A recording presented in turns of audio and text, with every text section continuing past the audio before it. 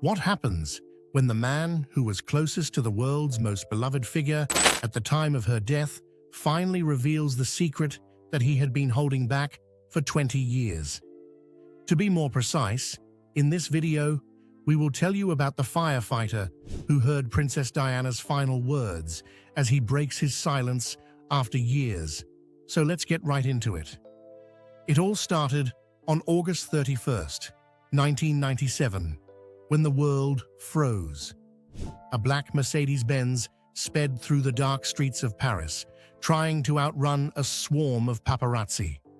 In the back seat, a woman who once redefined royalty struggled as she was exhausted, hunted, and unaware that these were the final moments of her life.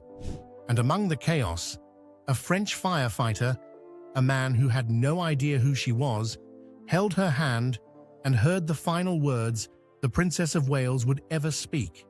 His name was Xavier Gourmelon, and for over 2 decades, he stayed silent. That night, an emergency call lit up the fire station where Xavier worked. A serious crash in the Pont de l'Alma tunnel. No names, no context, just urgency. Xavier, leading a crew of 10, raced to the scene. What they found was unlike anything they'd seen before. A luxury car crumpled into a support pillar. Paparazzi everywhere, not helping, just flashing cameras like vultures. And inside the wreck, 3 unconscious people.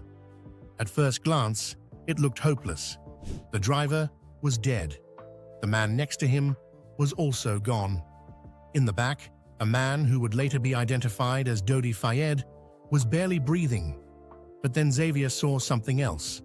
A woman, blonde, barely moving, but breathing.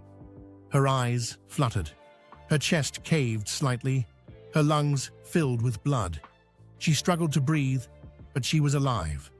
What Xavier didn't know, what his crew at the scene didn't know, was that he was looking into the face of Princess Diana. He leaned in, gave her oxygen, stabilized her neck, and then she whispered, "Oh my God, what's happened?" Those were her words, not poetic, not dramatic, just raw confusion, pain. The words of a woman who knew something was wrong, but didn't yet know how wrong. Xavier kept her stable as she was pulled from the wreckage. Her body seemed intact. There were some cuts on her forehead and lip, a fractured right arm, and some bruises on her thighs, hands, and feet. Nothing more. She held his hand. She breathed. He thought she'd survive. He even told reporters years later, "I thought she would live." But seconds before she reached the ambulance, her heart stopped. Right there, on the pavement. And so he began CPR, chest compressions, oxygen, heart massage. He got her pulse back, got her breathing again. The ambulance rolled out with Diana inside, alive again, at least for the moment. What no one knew yet was that her real injuries weren't visible. Everyone thought that she could survive because they saw that the injury to her chest wasn't that severe. Internally, Diana was bleeding to death. A vein near her heart had been torn, an injury so rare and so hidden that even experienced medics couldn't detect it on the spot. But before any of that came to light, before the world exploded in grief, Xavier Gourmelon disappeared into silence. He never told the media what Diana said, never spoke about that night. For years, his name didn't surface. And when it finally did, the question wasn't just what he heard, it was why he stayed silent for so long. And that's where things get complicated. As part of the French fire brigade, Xavier was bound by strict rules. Emergency responders were forbidden from discussing incidents involving public figures, especially royalty. Any leak could be punished. So even though he had held her hand, seen her face, and watched her heart stop and restart in his arms, he said nothing. That silence lasted 20 years. And when he finally did speak, His words reignited everything, from old theories to global heartbreak. He revealed that Diana didn't cry. She wasn't hysterical. She was confused, calm. "My God, what's happened?" she asked. Then silence. Just a breath, a touch, a flicker of life. And it's that calmness that haunted Xavier most. She looked like she would make it. Everyone thought she would. But within hours, the Princess of Wales, the most famous woman in the world, was pronounced dead. Her injuries were invisible, but fatal. A torn pulmonary vein near her heart caused massive internal bleeding. She made it to the hospital, but her body couldn't hold on. At 4 a.m., Diana's light went out. The world didn't just lose a princess. It lost a mother, a humanitarian, a rebel in heels, and one man, a firefighter who hadn't even known her name when he pulled her from the wreck, now held the weight of that night on his soul.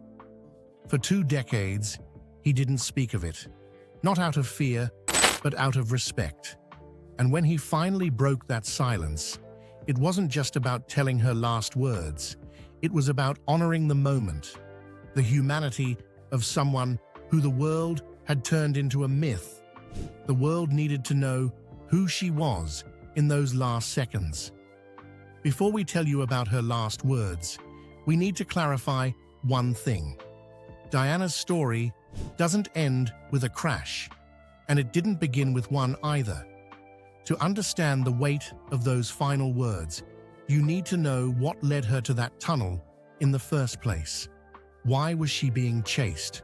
Why was she even in Paris? And why did she once believe she wouldn't live to see 40? The answers to those questions will shock you. Diana, before she was the most photographed woman in the world, before the headlines, the heartbreak, and that deadly crash in Paris, Diana Spencer was just a quiet girl from a noble but broken family. And maybe that's why the fairy tale got so dark so fast. Diana was born into British aristocracy, yes, but she was no princess at birth. Her parents' marriage was cold.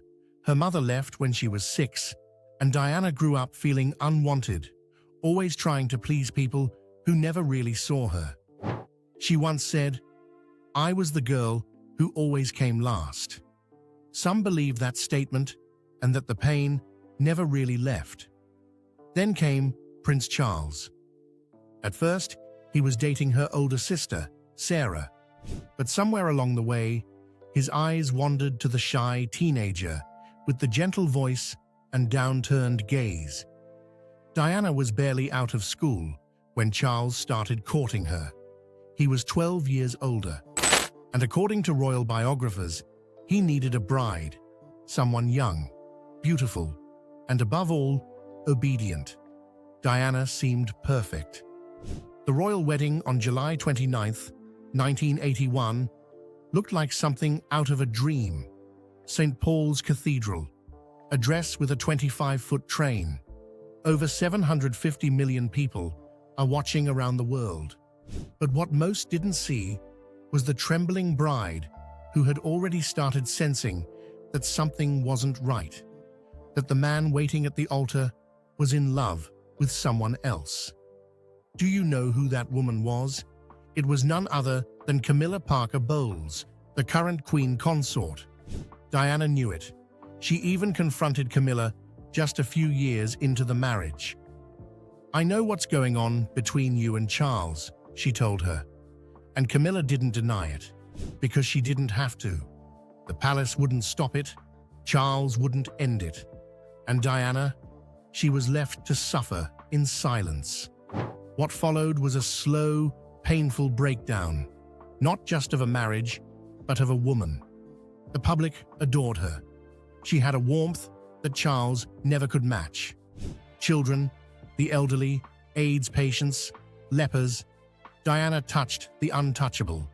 She turned cold, royal duty into real human compassion. But inside the palace walls, she was falling apart. She battled bulimia, depression, self-harm, and worst of all, isolation. There were 3 of us in this marriage, she would later say, so it was a bit crowded. Those words didn't come from a tabloid. They came from her. In that now iconic 1995 BBC interview, Diana broke every royal rule. She aired the palace's dirty laundry, admitted her struggles, and showed the world a level of vulnerability they weren't ready for. The monarchy was stunned. The Queen reportedly summoned Charles and Diana to decide on an immediate divorce, and in 1996, it became official. Diana was free, or so it seemed. What most people don't know is that even after the divorce, Diana's life became even more chaotic. She had no real protection anymore, no palace shield. The press became more aggressive. The men in suits stopped returning her calls, and she was still being watched by the paparazzi and maybe others. She didn't just fear the media, she feared something else. In 2003, a letter written by Diana to her former butler, Paul Burrell, came to light. In it, she wrote, "This particular phase in my life is the most dangerous. My husband is planning an accident in my car, brake failure, and serious head injury." She believed someone was planning to kill her. She feared the brakes on her car would be tampered with, that she'd die in a crash. And 2 years later, she did. Now, whether that letter was a genuine warning or just the paranoid thoughts of a woman under siege, no one can say for sure. But the fact that she felt that way speaks volumes. Diana didn't feel safe. Not in the palace, not with the media, not even on the streets of Paris. And that's where the tragedy begins to take on new meaning. She had escaped the royal family. She had walked away from wealth, power, and the most iconic title in the world. But the emotional wounds never healed.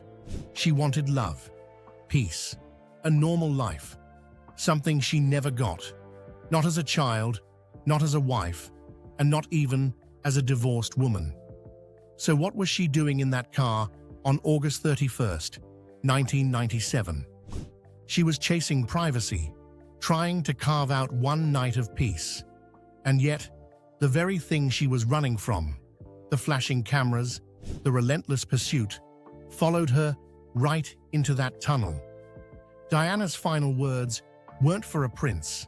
They weren't for a palace. They weren't even dramatic. They were raw, confused, human emotions, and maybe that's the real heartbreak, that the world's most beloved woman died the way she lived, surrounded by people who claimed to love her, but only wanted a piece of her. But what about the people who loved her? What about the men in her life who tried and failed to give her the peace she craved? What about the romances that followed her divorce, and the one man she might have married? That's where we go next. To understand why Diana was really in Paris that night, you have to look at the heartbreaks that came before Dodi, and the one man she called her soulmate, who vanished just weeks before she died. After walking out of the palace with no crown and no protection, Diana wasn't looking for a throne anymore. She was looking for something simple, something the royal family never gave her, something Charles never even tried to give her: love and peace. A man who saw her as more than a symbol. And for a moment, it looked like she found that. It didn't start with Dodi. It didn't even start after the divorce. Diana's search for love began while she was still locked in that cold marriage. And it's what kept her alive, even when everything else inside her was breaking. One of the earliest names rumored on the palace walls was Barry Manicky, her former bodyguard. Diana once said she was deeply in love with him. She even believed they might have had a future together. But then suddenly, he was gone, transferred out of her service, and not long after, killed in a mysterious motorcycle crash. Some believed it was an accident. Others, including Diana, weren't so sure. She once told a friend he was bumped off. Then came James Hewitt, a cavalry officer. Their affair played out in the tabloids. Love letters, leaked phone calls, one of which launched the infamous Squidgygate scandal. After the public heard Diana call her lover Squidgy in a private call, the press tore her apart. But Diana didn't care anymore. She was past shame. She just wanted a real connection. But none of those men changed her life the way one man did. It was the infamous doctor, Hasnat Khan. He wasn't royal, he wasn't famous. He didn't want her for status or headlines. He was a Pakistani heart surgeon. They met in 1995 at a hospital when Diana was visiting a friend. From the moment she saw him, something clicked. He didn't fawn over her, didn't chase her, and that's exactly what drew her in. Diana called him Mr. Wonderful, and for nearly 2 years, they had a secret relationship. She would sneak into his apartment wearing wigs. She met his family in Pakistan. She even considered moving there, giving up her life in the UK to be with him. That's how serious it was. She wanted to marry him. But Hasnat was torn. He didn't want the press. He didn't want the circus that followed her. He wanted a quiet life. And he wasn't sure Diana could ever truly escape the spotlight. In July 1997, just weeks before her death, they broke up.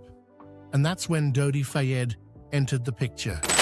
He was the son of Egyptian billionaire Mohammed Al-Fayed. Unlike Hasnat, Dodi had a flashy past, dating models, living fast.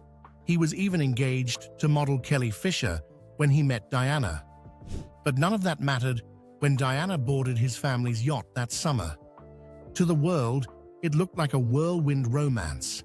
Luxury yachts, paparazzi shots of them kissing, tabloids screaming, Diana's new love. But behind the scenes, it wasn't that simple. Some close to Diana believed she was trying to make Hasnat jealous, that the ring Dodi gave her, the one Mohammed Al-Fayed claimed was an engagement ring, was never meant for marriage. Diana reportedly told friends she would wear it on her right hand, not her left. The future Prime Minister of Pakistan, Imran Khan, who was a close friend of both Diana and Hasnat, once said she was still in love with Hasnat. And Hasnat, he regretted the breakup, but by the time he considered calling her again, it was too late. She was gone. And maybe that's the real tragedy, that the one man who made Diana feel safe, who saw her not as a royal or a tabloid queen, but as a real person, couldn't bring himself to live in her world. And the man who could give her everything except emotional peace. That's who she was with on the night she died. That August night in Paris, Diana and Dodi were trying to dodge photographers. They couldn't go to restaurants, couldn't walk freely. Even inside the Ritz Hotel, they felt watched. Dodi planned an elaborate decoy plan to sneak out the back entrance. The goal? Just get to his apartment in peace. It was never supposed to be dramatic, just a quiet night between two people who didn't want to be chased anymore. But here's the truth. No one wants to admit. Diana was still searching for someone else. Not for Dodi, not for fairy tales. She was searching for the man who had slipped through her fingers. And maybe, just maybe, that's what made her lower her guard that night. Trust a plan that wasn't safe. Ride in a car with a driver she didn't know.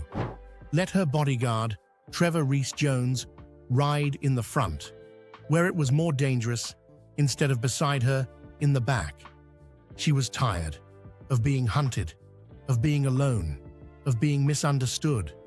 And she probably thought, what's the worst that could happen? But the worst did happen. And when her car crashed in that tunnel, and her final words were whispered to a stranger, Hasnat Khan was sleeping in London, unaware that the woman he once loved had just taken her last breath. But what happened after the crash? What happened inside the ambulance, inside the hospital, inside Westminster Abbey, as millions watched her casket pass by? Let's see. It happened on August 31st, 1997, just past midnight. The streets of Paris were quiet, and then at 12:23 a.m., a black Mercedes S280 carrying Princess Diana, Dodi Fayed, driver Henry Paul, and bodyguard Trevor Rees-Jones entered the Pont de l'Alma tunnel at nearly 65 miles per hour. They were being chased by at least 10 paparazzi on motorbikes. The car swerved, lost control, and slammed into the 13th concrete pillar inside the tunnel. According to the reports, Henry Paul and Dodi Fayed died instantly. While Trevor was crushed in the front passenger seat, his face was unrecognizable, but he later survived.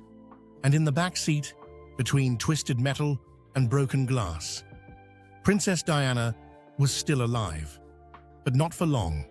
Her body was slumped, her head bowed forward, eyes barely open. She was bleeding internally, though no one at the scene could see it. Her injuries weren't obvious, but they were catastrophic. At 12:26 a.m., emergency calls were placed. Firefighter Xavier Gourmelon and his crew were dispatched immediately. By 12:32 a.m., they arrived. The scene was chaotic. Flashbulbs lit the dark tunnel as photographers ignored the wreck and hovered around the wreckage like vultures. Xavier didn't know the woman's identity. All he saw was a blonde woman, breathing, conscious, and whispering in a barely audible voice. He leaned closer to stabilize her neck, and she looked at him. "Oh my God, what's happened?" That's what she said. There was no panic, no screaming, just confusion. As if she still didn't know the truth, that her body was breaking down from the inside, that her rib cage had been crushed, that her time was already running out. She looked almost unhurt, Xavier later recalled. Just a small cut on her shoulder, a trickle of blood on her lips. He truly thought she would survive. It took nearly 45 minutes to remove her from the car, cutting through the wreckage, finally freeing her around 1 a.m. But at 1:18 a.m., just as the medics prepared to lift her into the ambulance, Diana's heart stopped. No pulse, no breath, no movement. Xavier immediately began CPR, compressions, oxygen, heart massage. It worked, and he brought her back. For a moment, he had done the impossible, restarted the heart of the most beloved woman in the world. The ambulance departed after a full 52 minutes after the crash. That delay later became a massive controversy. What took so long, you might ask? The reason is pretty shocking. The French emergency protocol prioritized stabilizing victims at the scene before transport. Unlike other countries, their ambulances carry full emergency equipment. But it was a gamble, and some say it cost her. The ambulance moved slowly, averaging just 25 miles per hour. At 1:41 a.m., it finally arrived at the Pitié-Salpêtrière Hospital, 19 minutes after departure. By then, Diana was critical. Her blood pressure plummeted.